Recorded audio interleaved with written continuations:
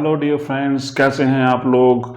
उम्मीद है कि आप बहुत ही अच्छे से आपकी स्टडी चली होगी और पूरे जोश से आप अपने नीट की प्रिपरेशन कर रहे होंगे या किसी और भी कंपटीशन की प्रिपरेशन कर रहे हैं जहां पे ये टॉपिक जरूरी हैं। किसी भी एग्जाम में जाओगे तो बेसिक जब आपका पक्का है, जब आपके कंसेप्ट बिल्कुल क्लियर हैं, जब वो पूरी पिक्चर दिमाग में बैठी हुई है, तो फिर आपको आगे बढ़ने से कोई नहीं रोक सकता। ये जो टॉपिक मैं यहाँ आपको करवा रहा हूँ, ये ना केवल आप नीट के लिए, आपकी बोर्ड की क्लासेस के लिए और भी बहुत सारे, चाहिए बीएससी में लीजिए, एमएससी में लीजिए, किसी भी कंपटीशन में लीजिए, ये तो बेसिक्स है, ये तो आएगा ही। सीरीज ऑफ वीडियोस आपके लिए हर टॉपिक पे लाने की मैं पूरी कोशिश कर रहा हूं, क्योंकि बहुत सारी डिमांड जो है वो बच्चों की आ रही है कि सर हमें इसके ऊपर वीडियो बनाइए, सर हमें इसके ऊपर वीडियो बनाइए। तो ठीक है, शुरू करते हैं हम आज का आगे। ओरिजिन की अगर हम बात करें तो जो न्यूक्लियर इन्वेल्प है, जिसमें outer nuclear membrane, inner nuclear membrane आती है, पेरिन्यूक्लियर स्पेस आता है, तो हमने ये देखा है जब हम सेल साइकिल करते हैं, nuclear envelope is formed during the telophase when small vesicles comes together and they fuse to form a nuclear envelope। बोलने का मतलब ये हुआ कि जब सेल साइकिल, माइटोसिस या म्योसिस कंप्लीट होती है, हमारी सेल डिवीजन कंप्लीट होता है, तो छोटी छोटी वेसिकल्स आपस में आती हैं, वो आपस में यहाँ पे जुड़ेंगी और आपस में फ्यूज होंगी और फिर वो न्यूक्लियर का जो मेम्ब्रेन सिस्टम है उसको बनाएंगी। अब ये कब डिस्पीयर हुई थी न्यूक्लियर मेम्ब्रेन इन्वेल्प या न्यूक्लियर मेम्ब्रेन सिस्टम? जब प्रोफेज शुरू हुई थी सेल साइकिल में, तो ये पूरे का पूरा डिसअपीयर हो गया था और स्मॉल वेसिकल्स के रूप में वहां पे था। अब वही वेसिकल्स टीलोफेज में आके फिर से वो पूरा का पूरा मेम्ब्रेन सिस्टम बनाती है। अब हम न्यूक्लियस का स्ट्रक्चर देखेंगे जो बहुत इंपॉर्टेंट है और 4 स्टेप्स में स्टडी करेंगे, और वो किस तरह से है वो मैं आपको यहां पे बता दूं। स्ट्रक्चर ऑफ न्यूक्लियस, इसको हम स्टडी करेंगे। सबसे पहले हमारा आया न्यूक्लियर मेम्ब्रेन, जो सेकंड हमारा आया दैट इज न्यूक्लियोप्लाज्म, इसको हम कैरियोप्लाज्म भी बोल देते हैं। The third is chromatin and the fourth is nucleolus। अब इन 4 हेडिंग्स के अंदर हम स्ट्रक्चर्स ऑफ न्यूक्लियस देखते जाएंगे और बहुत आसानी से आपका कंसेप्ट जो है यहाँ पे क्लियर हो जाएगा। ठीक है, तो सबसे पहले तो हम ड्रॉ करते हैं न्यूक्लियस की structure. Now let us draw the structure of the nucleus. आइए हम न्यूक्लियस की स्ट्रक्चर को डिटेल में यहाँ पे बनाएं, और प्यारे बच्चों आप भी साथ साथ में बनाइए यहाँ पे, ताकि आपकी भी प्रैक्टिस हो जाए।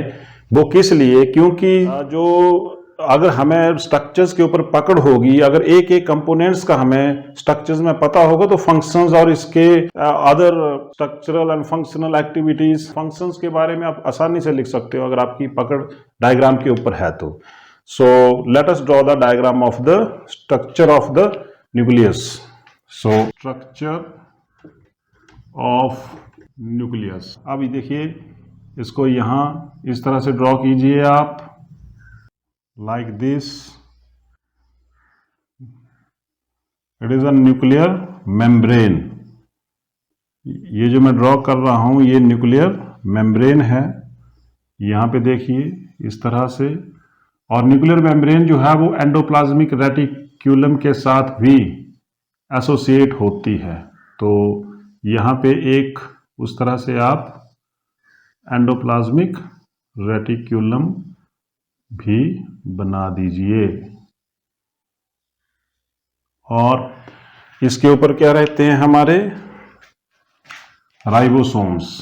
तो these are the ribosomes which are present on the endoplasmic reticulum and also on the outer nuclear membrane। तो इस तरह से ये यहाँ पे प्रेजेंट होंगे। अब आगे जो हम ड्रॉ करेंगे वो है फाइब्रस लैमिना। तो फाइब्रस लैमिना जो है वो इनर न्यूक्लियर मेम्ब्रेन के साथ यहाँ पे अटैच होता है। तो इसको आप इस तरह से यहाँ पे बना दीजिए। ये this is fibrous lamina. So here, so this is our fibrous lamina. अब हम बनाएंगे न्यूक्लियर मैट्रिक्स। तो ये हमने यहाँ पे बना दी, ठीक है, यहाँ पे इसको बना दिया दिस। अब न्यूक्लियर मैट्रिक्स जो है इस तरह से, ये इस तरह से कर दीजिए यहाँ पे, लाइक दिस। ओके,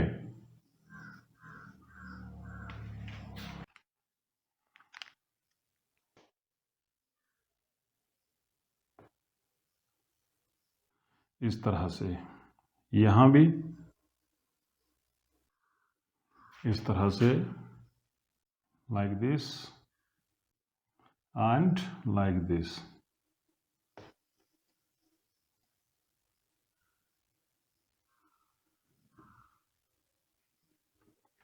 वो है हमारा न्यूक्लियोलस। न्यूक्लियोलस, यहाँ पे हमारे पास इस तरह की स्ट्रक्चर्स भी होती है जो हम इसको डायग्राम को ड्रॉ बीच में कर सकते हैं, लाइक दिस।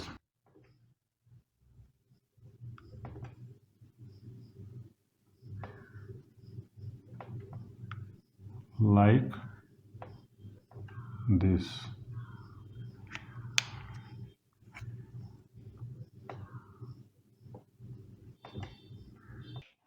तो यहाँ पे न्यूक्लियोलस। अब क्या है कि यहाँ पे हमारा न्यूक्लियर पोर है। This is our nuclear pore. तो सबसे पहले आइए इसकी लेबलिंग कर लेते हैं हम। अब ये है हमारा सबसे पहले outer nuclear membrane. This is inner nuclear membrane, and the space between the two membranes is called as a perinuclear space. Okay, this is ER, endoplasmic reticulum. These are ribosomes. Okay, this is nuclear lamina. Nuclear lamina has 4 types of proteins, and the proteins are called as a lamins. So the first is lamin protein A, lamin protein V1, lamin protein V2, and lamin protein C. So nuclear lamina में we have 4 types of proteins: lamin A, V1, V2 and C. Then comes the nuclear matrix. This blue color is a nuclear matrix, and this nuclear matrix is spread throughout the nucleoplasm. और आप यहाँ पे देखिए कि जो nuclear lamina है वो inner nuclear membrane के साथ में, जहाँ साथ में यहाँ पे ये फैला हुआ है। जो न्यूक्लियर मैट्रिक्स है वो इसके नेक्स्ट भी है और थ्रू आउट द न्यूक्लियोप्लाज्म भी है। What is this? It is a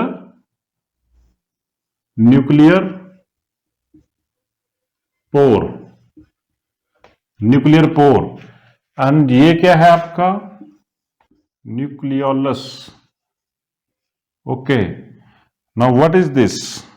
this is red colour transcriptional factory, and the dot in the black color a replication factory. तो यहाँ पे आप दो जो क्रोमैटिन है यहाँ पे देख रहे हो, जो क्रोमैटिन न्यूक्लियर लैमिना के साथ यहाँ पे है वो हाईली डेंस्ड है। तो क्रोमैटिन जो है ये सारे का सारा क्या है, क्रोमैटिन। तो इसमें दो टाइप्स हैं। ये जो डेंस्ड है इसको बोलते हैं हम हेट्रोक्रोमैटिन, हेट्रोक्रोमैटिन। और जो हमारा ये लूज दिखाई दे रहा है इसको बोलते हैं हम यूक्रोमैटिन। अब दोनों को इकट्ठा क्या बोल दिया हमने, क्रोमैटिन। तो क्रोमैटिन जो है ये थ्रेड लाइक स्ट्रक्चर है। ये जो है ये साइटोप्लाज्मिक फाइब्रिल है, ये न्यूक्लियोप्लाज्मिक फाइब्रिल है। ठीक है, तो आइए अब हम इसके बारे में पूरा खुल के डिस्कस करें, इसके बारे में जानें। So this is the ultra structure of the nucleus.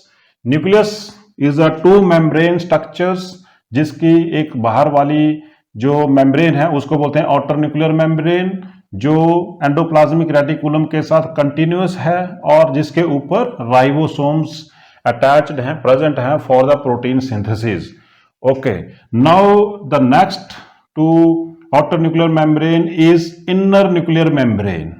ठीक है, आउटर न्यूक्लियर मेम्ब्रेन और इनर न्यूक्लियर मेम्ब्रेन जो है वो कंटिन्यूअस है पोर के पास। ये जो पोर है जहां पे न्यूक्लियर पोर लिखा है ये इस तरह से कंटिन्यूअस है, ये अलग अलग नहीं है यहाँ पे। ठीक है, तो इसके कारण क्या हुआ कि इनके बीच क्या बन गया, peri nuclear space. The space between the two nuclear membrane is called as a peri nuclear space. Next to the inner nuclear membrane, this in red color is showing nuclear lamina. इसमें fibrils हैं, बहुत सारे intermediate fibrils हैं। तो अब ये जो nuclear lamina है it is made up of proteins, and उन प्रोटीन्स का क्या नाम है, लैमिन्स। लैमिन्स प्रोटीन से न्यूक्लियर लैमिना बना हुआ है, जो आपको रेड कलर में यहां पे दिखाई दे रहा है। 4 टाइप्स की यहां पे लैमिन प्रोटीन्स है, lamin A, lamin V1, lamin V2 and lamin C। अब देखिए यहां पे ये जो है इसके आगे है हमारे पास ब्लू कलर में जो मैंने बनाया वो है न्यूक्लियर मैट्रिक्स। अब nuclear matrix also dense fibrillar structures, पर the difference between the two is nuclear matrix throughout the nucleoplasm ये स्प्रेड होती है। अब यहां पे आप एक चीज और कर लीजिए कि यहां पे आप क्या करिए, न्यूक्लियोप्लाज्म बना लीजिए। यहां पे nucleoplasm is a fluid like structure which supports all the things inside the nucleus। तो ये है हमारा न्यूक्लियोप्लाज्म। ओके, अब यहां पे ये जो हमें दिखाई दे रहा है यहां पे ब्राउन कलर में जो बना है ये यहां पे it is a transcriptional factory and replication factory. ये ट्रांसक्रिप्शन और रेप्लिकेशन में यहां पे ये हेल्प करता है।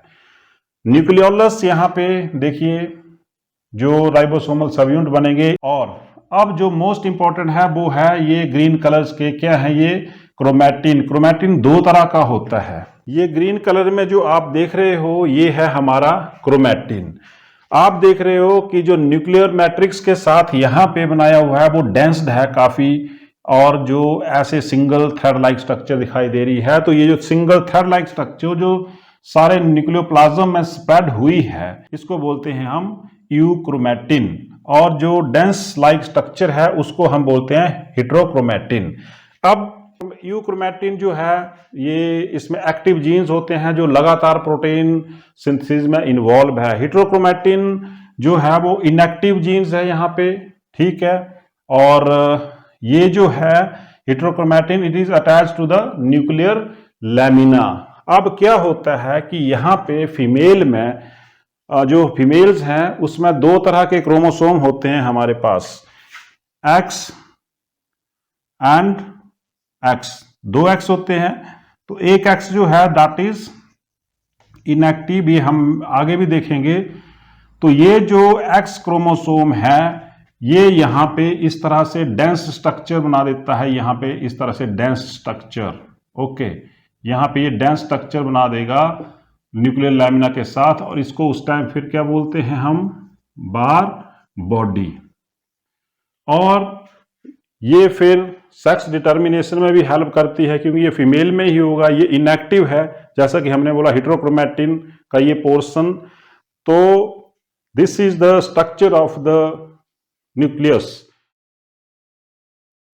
यहां पे आप देखिए न्यूक्लियर लैमिना जो है वो इनर न्यूक्लियर मेम्ब्रेन के साथ अटैच्ड है, ओके, और ये अंदर न्यूक्लियर प्लाज्म में स्प्रेड नहीं है। जो न्यूक्लियर मैट्रिक्स है वो जो है वो यहाँ भी है और अंदर भी स्प्रेड है, जैसे मैंने आपको पहले बोला। What is nuclear lamina? Nuclear lamina is a dense fibrillar structure which is associated with the inner nuclear membrane, okay, the inner surface of the inner nuclear membrane. Association of nuclear lamina with the nuclear membrane is associated by two things. One is prenyl group and lamin associated proteins, LAPS.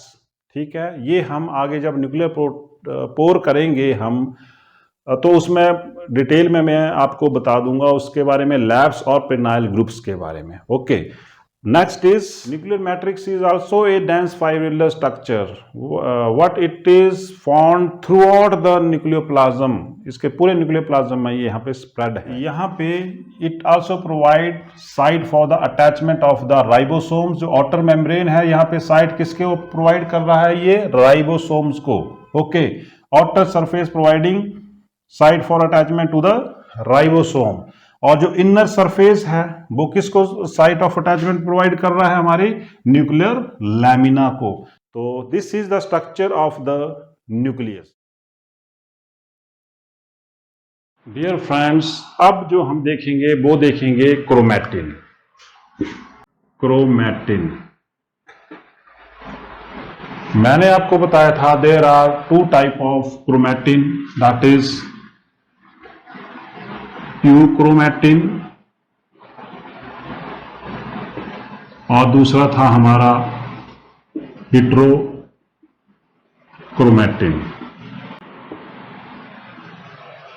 Now what is the difference between the to?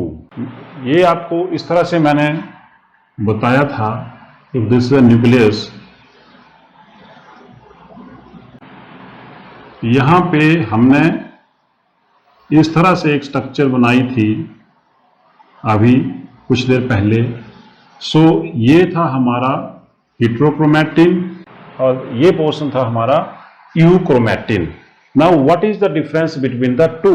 Euchromatin forms the bulk of the chromatin material, ये ज्यादा होता है, heterochromatin जो है वो कम होता है।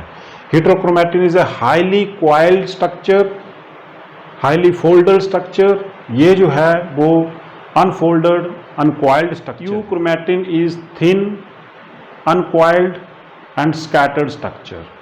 Heterochromatin is thick coiled and localised structure. The second जो डिफरेंस इनमें है यहाँ पे, it forms bulk of the chromatin, it is in the fractions, ये बहुत ज्यादा मात्रा में कौन होगा? यूक्रोमैटिन। और हेटेरोक्रोमैटिन वो बहुत कम अमाउंट में न्यूक्लियोप्लाज्म में प्रेजेंट होगा। Euchromatin is present through out the nucleoplasm, what heterochromatin is present near the nuclear lamina. जो हमने लैमिना किया था, अब यहाँ पे देखिए न्यूक्लियर लैमिना, जो फाइब्रस लैमिना हमने पीछे बनाया था, वहां पे ये प्रेजेंट होता है। यूक्रोमैटिन स्टेन लाइटली, जब इसको स्टेन किया जाता है तो इसमें लाइट कलर आता है। जो हमारा हेटेरोक्रोमैटिन है, जब उसको हम स्टेनिंग करते हैं तो वो डार्क कलर देता है। In euchromatin there are active genes, in heterochromatin there are inactive genes. Active means जो हर वक्त वहां पे ट्रांसलेशन चला हुआ है। हेटेरोक्रोमैटिन्स में जीन जो हैं वो इनएक्टिव हैं। अब हेटेरोक्रोमैटिन की आगे दो टाइप्स होती हैं, एक फैकल्टेटिव, एक constitutive. Another most important difference between euchromatin and heterochromatin is, euchromatin में डीएनए का अमाउंट ज्यादा होगा, प्रोटीन का अमाउंट कम होगा। DNA is more, protein is less, but in heterochromatin DNA is less and protein is facultative, और दूसरी है हमारी constitutive heterochromatin, okay. Now, what is the difference between the two? Facultative heterochromatin is also called as a temporary heterochromatin. इसका क्या मतलब हुआ? इसका मतलब what does it means? इसका मतलब हुआ कि ये temporarily inactive है, फिर ये एक्टिव भी हो जाता है. फॉर एग्जाम्पल, जो फीमेल हैं उसमें दो तरह के क्रोमोसोम्स होते हैं XX. तो एक X जो है that is in the inactive form. एक X क्रोमोसोम इनएक्टिव होता है और एक क्रोमोसोम जो है वो एक्टिव होता है. अब ये जो है ये यहाँ पे एंकर होता है. मैंने क्या बोला? मैंने ये बोला कि हेटेरोक्रोमैटिन जो है वो न्यूक्लियर लैमिना में के पास होता है, वहाँ पे ये एसोसिएट होता है. तो अब ये जो हमें इनएक्टिव X क्रोमोसोम है, it is a bar body, और ये बार बॉडी जो है वो इसको हम बार बॉडी बोलते हैं. तो ये यहाँ पे अटैच रहता है, और जब भी हम फीमेल का न्यूक्लियस की स्टडी करते हैं तो हमें एक डार्क सी स्ट्रक्चर वहाँ पे दिखाई देती है, और वो है हमारी बार बॉडी. और इसको ही बेस बना लिया फिर सेक्सुअल डिटर्मिनेशन के लिए कि अगर Barr body is present only in the female. जब गैमीट फॉर्मेशन होती है तो एक साइड मेल से गैमीट्स आएंगे, एक साइड फीमेल से गैमीट्स आएंगे. किस तरह से गैमीट्स आएंगे? फॉर एग्जांपल ये XX, ये XY. ओके, अब ये मान लो हमारा इनएक्टिव था, तो ये इसके साथ क्या बना देगा? XX. ठीक है, फिर क्या बना देगा? XY इसके साथ, ये इसके साथ XX, और ये इसके साथ XY. तो अब जो हमारा यहाँ पे दो जगह ये गया, यहाँ पे और यहाँ पे inactive.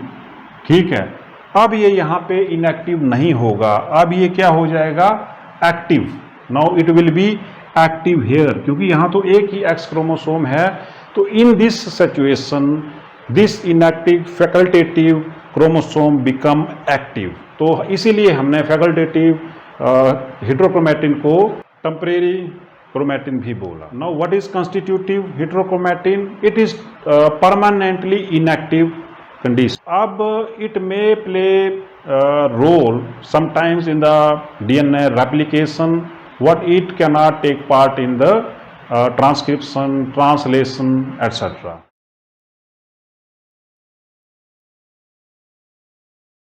So this was the types of the heterochromatins. One chromosome in female is inactive. It is called as a var body. What it become active at the time of the fertilization? Become active when it enter the male.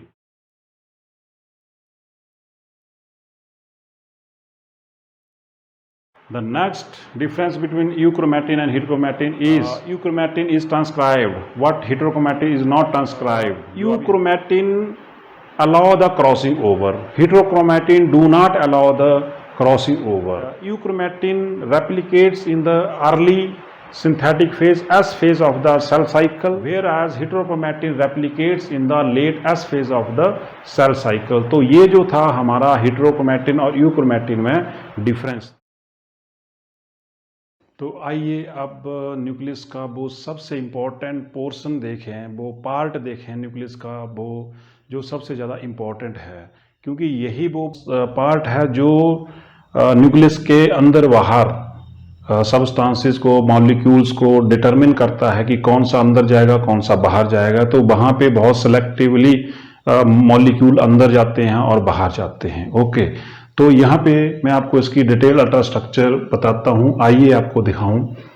ये है हमारा outer nuclear membrane, ये है हमारी inner nuclear membrane. ये देखिए यहाँ पे, ये इस साइड को भी, और बीच में जो है वो न्यूक्लियर पोर है. ठीक है, अब जैसे जैसे मैं आपको बताता जाऊंगा आप वैसे स्टेप बाय स्टेप इसको देखते जाइए. अब ये किस तरह से है, न्यूक्लियस किस तरह से होता है. न्यूक्लियस हमारा इस तरह से था, ये इस तरह से, लाइक दिस. ओके, तो इस तरह से हमारा न्यूक्लियस था.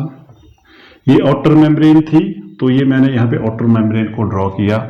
ये inner nuclear membrane, this is the inner nuclear membrane. दोनों के बीच में जो ये पोर है वो यहाँ पे मैंने इसको बनाया हुआ है. तो आइए इसको सबसे पहले समझें. आउटर न्यूक्लियर मेम्ब्रेन जिसके ऊपर राइबोसोम्स होते हैं जो एंडोप्लाज्मिक रेटिकुलम के साथ कंटिन्यूस है, तो यहाँ भी दिस इज राइबोसोम, और ये बनी है फॉस्फोलिपिड बाइलेयर की, जैसे हमारी प्लाज्मा मेम्ब्रेन बनी होती है, ये हमारी इनर न्यूक्लियर मेम्ब्रेन। अब यहाँ पे ये जो है ये है हमारा न्यूक्लियर पोर कॉम्प्लेक्स। अब इसमें देखिए न्यूक्लियर पोर कॉम्प्लेक्स में सबसे पहले एक सेंटर में ये आपको दिखेगा, यहाँ सेंटर में सेंट्रल ट्रांसलोकेटर या सेंट्रल ग्रेन्यूल्स, ये यहाँ पे चीजों को अंदर बाहर ले जाने में हेल्प करता है। अब इसके चारों तरफ भी बहुत सारी चीजें हैं, एक एक करके हम उसको देखते हैं। ये देखिए, अब इसके साथ ये रेड वाला जो नीचे से ऊपर तक है, ये है हमारा कॉलुमनर सब यूनिट या ग्रेन्यूल्स, सेम इस तरफ है। और ऊपर ये जो है हमारे रिंग सब यूनिट है, यहाँ पे ये क्या है हमारे रिंग, इस साइड साइटोप्लाज्म है, इस तरफ हमारा न्यूक्लियोप्लाज्म है, ये न्यूक्लियस की अंदर की साइड है। अब ये साइटोप्लाज्मिक साइड है, तो यहाँ पे जो रिंग सब यूनिट है उसको बोलेंगे साइटोप्लाज्मिक रिंग सब यूनिट, और इससे फिलामेंट अराइज होते हैं इस तरह से, hair like structure, that is cytoplasmic filaments. ये साइटोसोलिक फेस है, ये हमारा न्यूक्लियर फेस है। यहां पे भी तो इस साइड क्या हुआ हमारा न्यूक्लियर फिलामेंट विल अराइज। ये है हमारा साइटोसोलिक रिंग सब यूनिट, ये जो बना हुआ ये बना हुआ 8 का। कैसे देखिए 1 2 3 4 5 6 7 8, तो यहाँ पे 8 सब यूनिट का ये बना हुआ है, ये जो रिंग लाइक स्ट्रक्चर है। सिमिलरली यहाँ पे भी नीचे देखिए 1 2 3 4 5 6 7 8। ओके, तो there are 2 ring subunit, या इसको हम हाँ रिंग सब यूनिट न्यूक्लियर की साइड और इसकी साइड साइटोप्लाज्म की साइड और न्यूक्लियर की साइड। सेंटर में हमने बोला सेंट्रल ग्रेन्यूल्स। अब देखिए ये जो पूरी ट्यूब लाइक स्ट्रक्चर है जिसके बीच में हमारा सेंट्रल ग्रेन्यूल्स है, ये एंकर किस तरह से है, ये हमारी प्लाज्मा मेम्ब्रेन है। ओके, तो यहाँ पे अगर आप देखोगे एक और ग्रेन्यूल है, एक और सब यूनिट है अंदर की तरफ, नोब लाइक स्ट्रक्चर, इसकी ये न्यूक्लियर पोर में नोब लाइक स्ट्रक्चर, जो हमारी हमारी पेरी न्यूक्लियर स्पेस में नोब लाइक स्ट्रक्चर है, उसको बोला हमने ल्यूमन सब यूनिट या ल्यूमन ग्रेन्यूल्स। इस तरफ इसको बोला हमने एनुलर सब यूनिट या annular granules. Now annular granule जो है वो सेंट्रल ग्रेन्यूल से किस चीज से अटैच होता है, स्पोक से। ठीक है, अब ये तो हो गया हमारा न्यूक्लियर पोर के जो डिफरेंट पार्ट्स हैं यहाँ पे। अब देखिए जब हम अंदर चलते हैं न्यूक्लियस के इनर, ये this is the inner membrane, और ये इनर मेम्ब्रेन का इनर फेस है, ये आउटर फेस है। तो there is present nuclear lamina, there is present nuclear lamina next to the inner nuclear membrane. इसमें 4 तरह की लैमिन प्रोटीन्स आपको बताई, lamin A, lamin V1, lamin V2 and lamin C। तो ये 4 टाइप्स की आपको प्रोटीन्स यहाँ पे मैंने सी। अब यहाँ पे देखिए ये जो हमारा न्यूक्लियर लैमिन है ये इंटरमीडिएटरी फिलामेंट से बना हुआ है, जैसे मैंने आपको बताया। अब ये एंकर्ड कैसे है, ये इनर न्यूक्लियर मेम्ब्रेन है, इसके साथ ही अटैच है। जैसे हम कोई जैसे ये ब्लैक बोर्ड है, इसको लगाने के लिए हम यहाँ पे क्या लगाएंगे, कीले लगाएंगे, ठीक है, ड्रिल करके। तो इसी तरह से यहाँ क्या हुआ, यहाँ देखिए 2 क्या है, लैमिन एसोसिएटेड प्रोटीन्स, जो इसको एंकर यहाँ पे इसके साथ कर रही है। और दूसरा है वो है prenyl group, these are the prenyl groups, और सिमिलरली ये इस साइड भी प्रेजेंट होंगे। ओके, तो nuclear lamina is anchored with the inner surface of the inner nuclear membrane by 2 groups, that is prenyl groups and lamin associated proteins. The association of the lamin with the inner surface of the nuclear membrane is facilitated by the prenyl group and the lamin associated proteins. चलो इतना अब हमारा ये clear हो गया। तो dear friends, यहाँ पे देखिए सेम स्ट्रक्चर जो यहाँ पे है, जो आप मोस्टली बुक्स में देखोगे या कहीं भी देखोगे, तो इस तरह से न्यूक्लियर पोर की एक डायग्राम आपको देखने को मिलेगी। This diagram is in the simplest way, जो आपको बड़ी आसानी से यहाँ पे याद हो जाएगी। अब देखते हैं हम कितने ग्रैन्यूल्स, देखिए ये ग्रैन्यूल्स है ना, ये ग्रैन्यूल्स हैं, ये फिलामेंट्स हैं। तो आइए अब हम देखते हैं कि total number of granules and total number of filaments कितने हैं न्यूक्लियर पोर में। ये देखिए यहाँ पे, ये हमारा सेंट्रल ग्रैन्यूल है, ये एक है यहाँ पे, this is one, this portion central granules.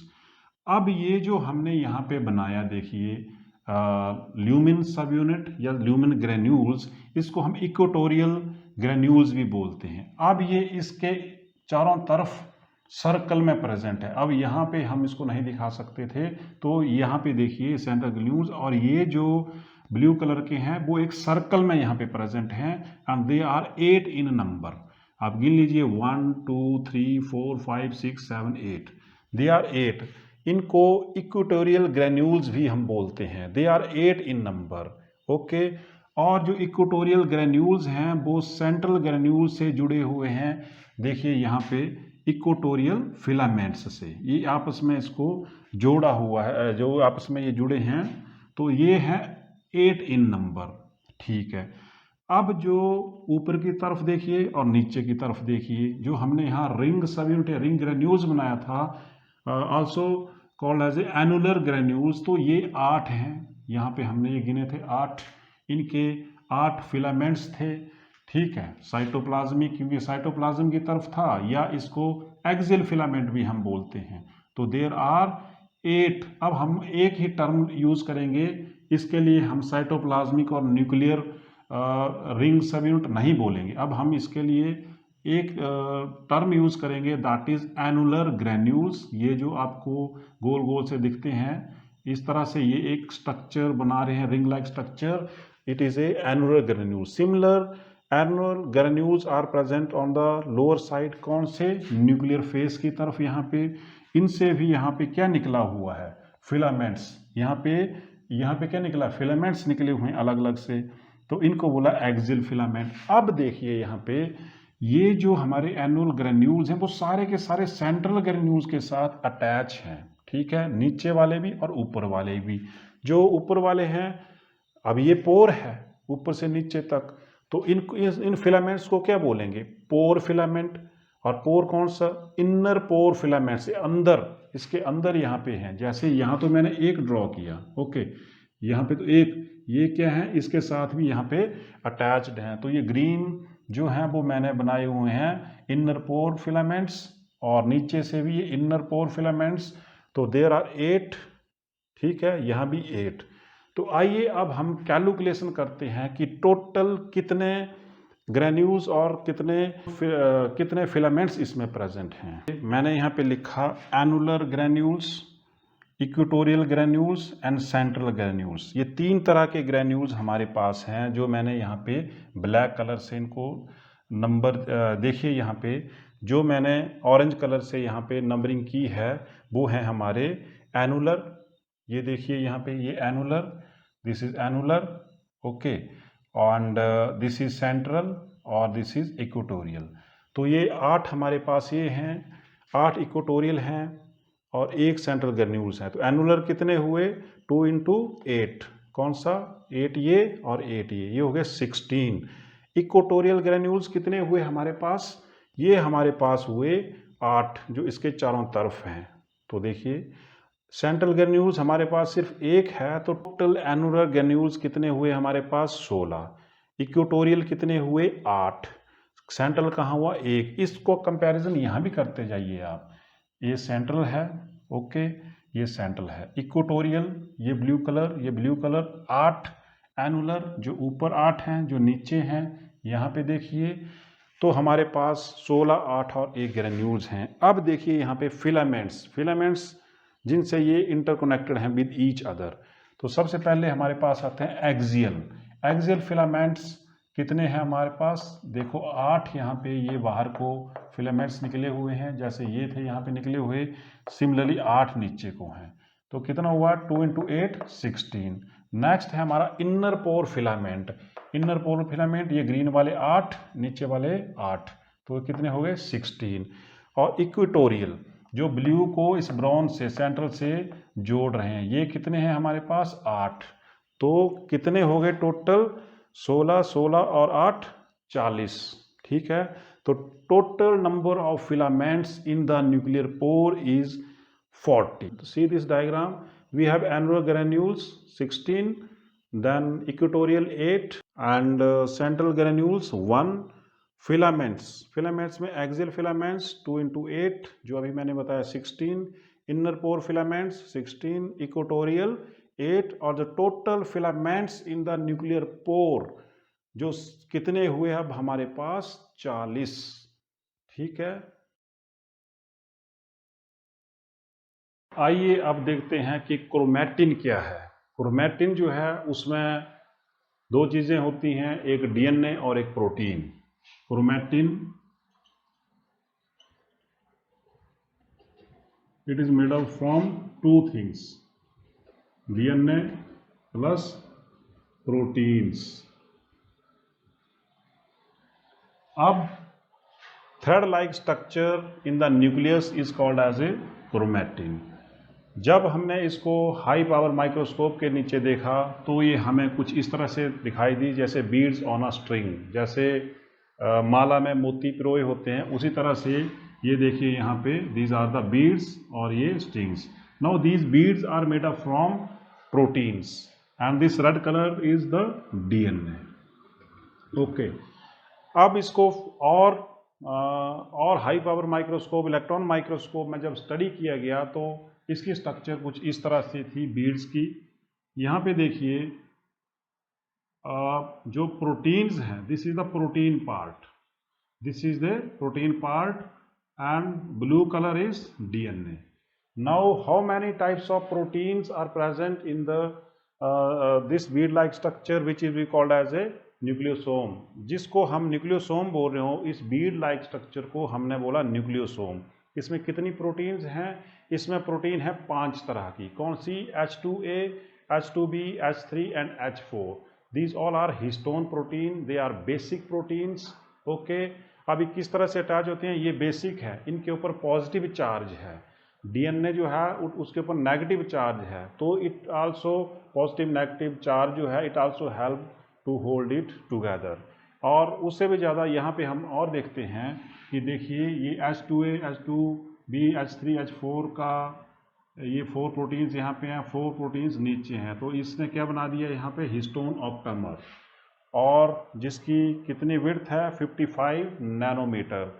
अब इसके चारों तरफ क्या होता है कि यहाँ पे डीएनए जो है वो रैप होता है। ठीक है, जैसे मान लो आपने यहाँ पे लिया और आपने यहाँ पे फॉर एग्जाम्पल जैसे मान लो this is our DNA and this is our protein, histone protein octamer. अब हमने इसको इसके चारों तरफ यहाँ पे लिपेट दिया डीएनए को, तो ये क्या हुआ? अभी देखिए ये यहाँ पे खुल के नीचे गिर गया। अब यहाँ पे क्या है कि इसको हम अगर यहाँ पे पिन कर दें यहाँ पे, तो ये नीचे नहीं गिरेगा, तो इसकी पैकिंग हो यहाँ पे हो जाएगी। उसी तरह से जो हमारी H1 प्रोटीन है, H1 हिस्टोन प्रोटीन है, वो यहाँ पे एक क्लिप के रूप में काम करती है। देखो यहाँ पे जैसे ये आया, यहाँ क्लिप इसको कस दिया और जैसे यहाँ निकला तो यहाँ भी एक न्यूक्लियोसोम है, यहाँ भी एक न्यूक्लियोसोम है, जैसे यहाँ आगे, तो ये इसकी क्लिपिंग का काम करती है, इसको टाइटली यहाँ पे हेल्ड करती है। तो ये है हमारा न्यूक्लियोसोम। न्यूक्लियोसोम में 2 चीज़ें होंगी, डीएनए और हिस्टोन प्रोटीन्स।